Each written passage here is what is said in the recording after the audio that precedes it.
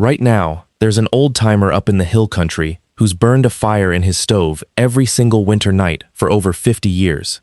And he's never once had a headache, never once felt dizzy, never once called a chimney sweep in a panic. His secret isn't some fancy stove or a carbon monoxide app on his phone. It's a habit his own grandfather drilled into him, a way of checking a log before it ever touches the fire, and a way of listening to his own body while it burns. That's it. That's the whole system. And in the next few minutes, I'm going to walk you through exactly how he does it, piece by piece, log by log, right here in his woodshed. We've been taught that fire is the danger. Keep your flames contained. Keep a bucket of water nearby. Don't fall asleep with a candle burning, and you're safe. But that's only half the story, and it's the half that gets all the attention. The real danger was never the flame. It was the fuel. Old-timers, the ones who heated their homes with wood stoves their whole lives, who spent winters in cabins with no electricity, no gas heat, no carbon monoxide detector beeping on the wall. They knew something we've mostly forgotten. They knew that a fire could look perfectly normal, burn perfectly quiet, and still be quietly poisoning everyone in the room. You see it today too. Someone tosses a few logs from the scrap pile onto the fire. Maybe some old fence board. Maybe a piece of driftwood they picked up at the lake. Maybe wood that's been sitting in a damp wood pile for a season. And they don't think twice. Why would they? It's just wood. But wood isn't just wood. Some of it's toxic. Some of it's soaked with salt and chemicals. Some of it's been sitting there rotting, growing mold you can't see in the dark of a firebox. And when you burn it, it doesn't announce itself. It doesn't smell dangerous. It just fills your home with something your grandparents had a name for, and most of us have never heard. Bad smoke.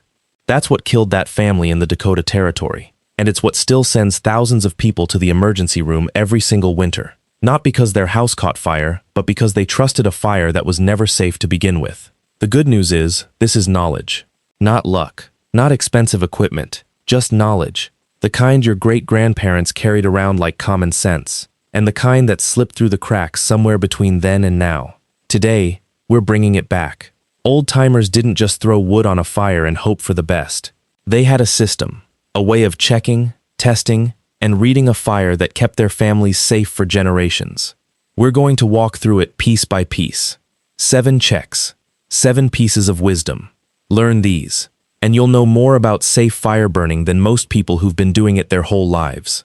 Piece 1. Condition. Before an old-timer worth his salt would even reconsider tossing a log on the fire, they'd check its condition. Rotten wood, moldy wood, wood that's gone soft and punky. None of that belongs in your fireplace or stove. Here's why. Decaying wood is full of moisture and fungal spores, and when you burn it, you're not just getting smoke. You're releasing those spores and compounds right into your living room air. How did they check it? 3 simple senses. Weight. A rotten log feels lighter and spongier than it should for its size. Appearance. Look for dark staining, soft spots, or a crumbly texture instead of clean, solid grain. And smell. Good seasoned wood smells clean, almost sweet. Rotting wood smells sour, musty, like a damp basement. If a log fails any of those 3 checks, it goes in the burn pile outside, not the fireplace. Piece 2. Moisture. This is the one almost nobody gets right anymore. Wood needs to be properly seasoned before you burn it, meaning it's been cut, split, and left to dry for at least 6 months, ideally a full year, until its internal moisture content drops under about 20%. Green or wet wood might still light, but here's what happens when it burns. Instead of turning into clean heat, a huge portion of that fire's energy goes into boiling off water trapped inside the wood. That's why wet wood hisses and sizzles instead of crackling. The result is a smoky, inefficient burn that coats your chimney in creosote, a sticky, flammable residue, and pushes far more pollutants into your home and the air around it. You, sitting by that fire, breathe that in every time. The old test was simple. 2 pieces of seasoned wood, knocked together, make a sharp, hollow crack. Wet wood makes a dull thud. Trust your ears. Piece 3. Wood species. This one surprises people. Not all wood is safe to burn, period, regardless of how dry it is. Certain plants and trees are flat-out toxic when burned. Poison ivy, poison oak, and poison sumac top the list. The same oils that give you a rash on your skin become airborne when burned, and inhaling that smoke can cause serious respiratory reactions, even in people who've never had a skin reaction before. Oleander is another one. Every part of that plant is poisonous, and burning it releases toxic compounds into the smoke. Yew is on the list too. Old-timers knew their trees the way we know brand names today. They could look at a woodpile and immediately know what didn't belong. You and I don't have that instinct built in anymore, but it's not hard to relearn. Before you burn anything you're not 100% sure about, look it up or ask someone who knows. Piece 4. Treated or manufactured wood.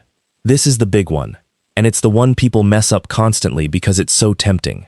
You've got scrap wood lying around, an old pallet, a chunk of plywood, some leftover deck lumber, and it seems like a waste not to burn it. Don't.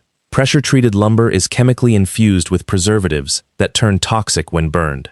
Painted or stained wood releases the chemicals from that finish straight into your smoke. Plywood and particle board are held together with glues and resins that produce harmful fumes when they combust.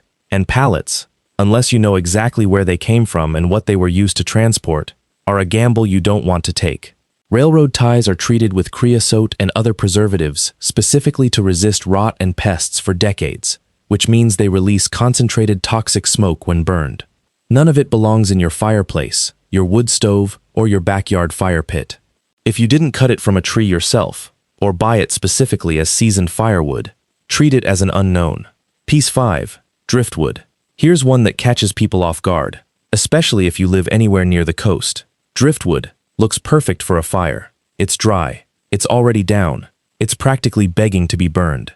But driftwood spends months or years soaking in salt water, and that salt gets absorbed deep into the wood fibers. When you burn driftwood, that salt reacts and releases gases that are corrosive and seriously irritating to your lungs and eyes. Outdoors, on a beach, in the open air, it's a manageable risk. Indoors, in a closed room with a chimney that isn't drawing well, that's a different story entirely.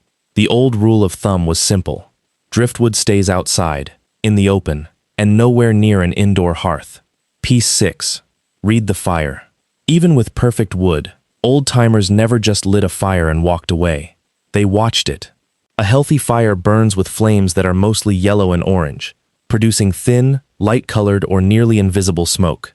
The draft pulls smoothly up the chimney, but if you see thick black or gray smoke pouring out, if the fire seems to be smoldering more than burning, or if smoke is drifting back into the room instead of drawing up and out, that's not a minor issue. That's your fire telling you it isn't getting enough oxygen, and incomplete combustion means more carbon monoxide and more toxic byproducts, not less. Learning to read those signs was second nature to past generations. It can be second nature to you too, starting tonight. Piece 7. Listen to your body. This is the piece that saves lives, and it's the one modern life has trained us to ignore. Headache, dizziness, nausea, confusion, a strange tiredness that doesn't make sense. If any of that shows up while a fire is burning in your home, don't brush it off as a long day or a stuffy room. Those are classic signs of carbon monoxide exposure, and carbon monoxide doesn't announce itself with a smell or a color. Your body might be the earliest warning system you have. If you or anyone in your home starts feeling that way, get outside immediately, get fresh air, and ventilate the house before doing anything else. A carbon monoxide detector is a smart tool to have, and you should have one. But detectors can fail, batteries die, and by the time an alarm sounds, symptoms may already be underway. Your own body noticing something's wrong is not something to second guess. It's information. Treat it that way. None of this was written in a manual. There was no fire safety pamphlet handed out on the frontier. This was knowledge passed down at the woodpile, from a father showing his son which logs to split and which to leave behind, from a mother who could smell trouble in a fireplace before anyone else in the house noticed a thing. Modern life gave us central heating, and with it, most of us lost the daily practice of tending a real fire. That's not a bad trade in a lot of ways, but it came with a cost. We stopped needing to know this, and knowledge you don't use has a way of quietly disappearing, generation by generation, until almost nobody remembers it at all. The families who understood these 7 pieces didn't have fewer fires than we do today. They just knew how to have safer ones. And that's really the whole secret. Not some expensive gadget, not a fancy stove, just paying attention the way people used to. So here's what I want you to do.